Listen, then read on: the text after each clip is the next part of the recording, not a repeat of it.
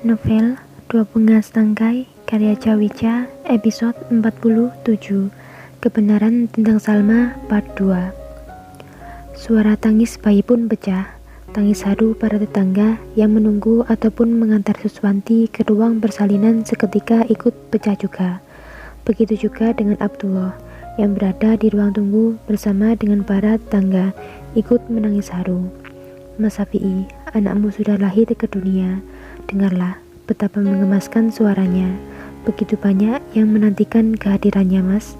Suara hati Abdullah sambil melihat ke arah orang-orang yang berada di ruang tunggu dan kembali terisak.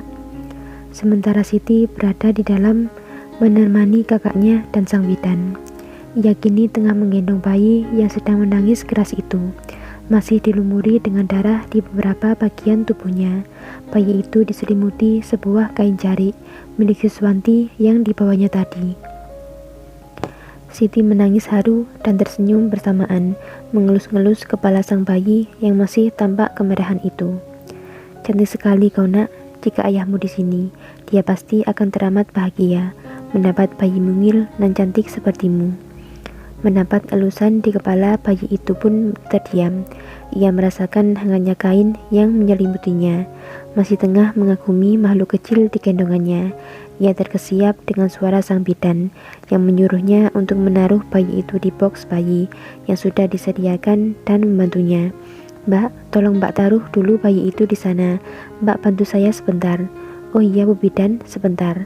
Dengan pelan, ia menaruh bayi itu di dalam box.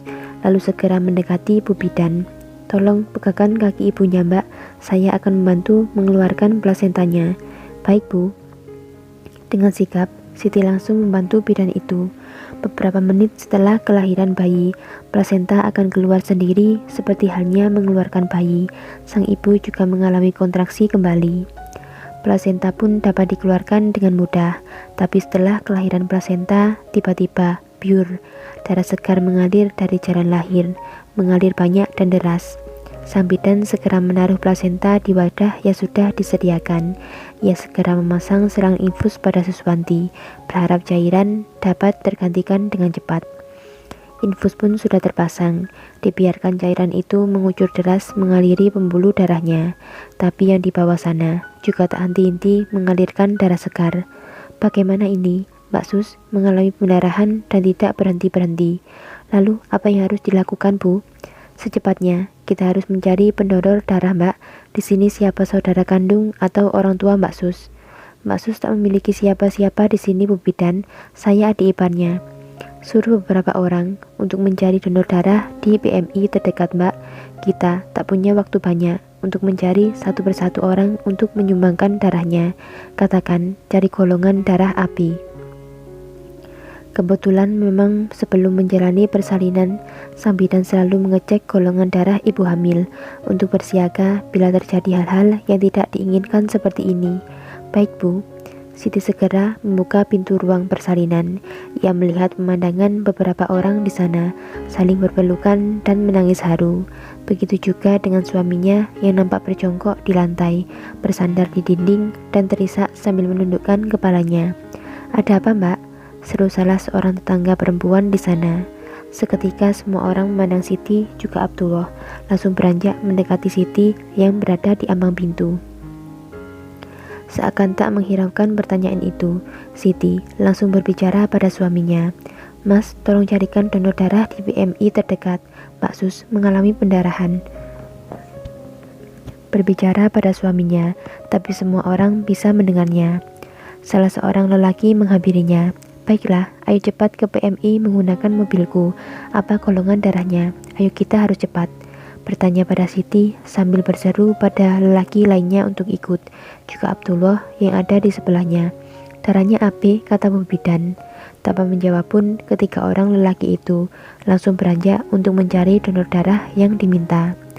Tak lama kemudian bidan keluar membawa bayi perempuan itu. Saya minta tolong, di sini siapa yang bisa memandikan bayi ini? Tolong mandikan. Saya sudah siapkan airnya tadi di sana. Saya akan merawat ibunya terlebih dahulu. Pinta sang bidan karena dia sedang sibuk menangani Suswanti yang masih saja mengeluarkan banyak darah. Seorang yang selalu membantu bidan memandikan bayi pun hari ini tak bisa hadir karena ini masih larut malam. Tak mungkin juga ia menyuruh pembantunya untuk datang, apalagi rumahnya cukup jauh dari sana. Dua orang perempuan yang tersisa di ruang tunggu saling membantu dalam merawat bayi itu, sementara Siti dan Bu Bidan masuk lagi ke dalam ruang persalinan. "Di mana PMI terdekat dari sini, Mas?" tanya Abdullah. "Mungkin masih 3 kilometer dari sini, Mas. Tidak sampai 15 menit mungkin kita sampai, apalagi jalanan sepi seperti sekarang," jawab sang sopir. "Tapi apa PMI buka jam segini?" pungkas salah seorang lainnya. "PMI buka 24 jam, tenang saja." Di dalam mobil pun hening, hingga sampailah pada pelataran gedung PMI yang masih terbuka di jam 01.20 dini hari. Dengan tergesa-gesa mereka masuk ke dalam gedung. "Mbak, maaf, saya membutuhkan donor darah golongan AB."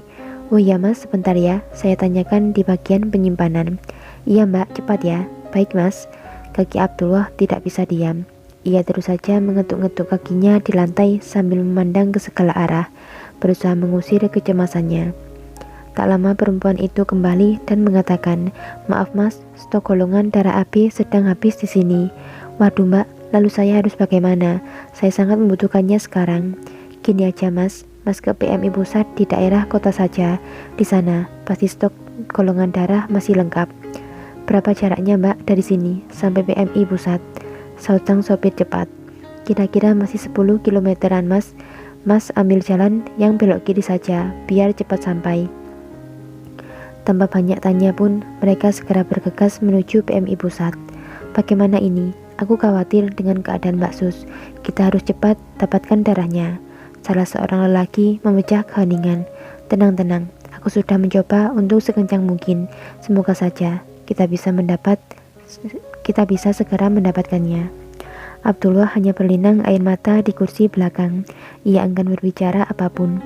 Ia hanya beberapa kali melihat ke arah jendela, berharap bangunan bertuliskan PMI segera terlihat.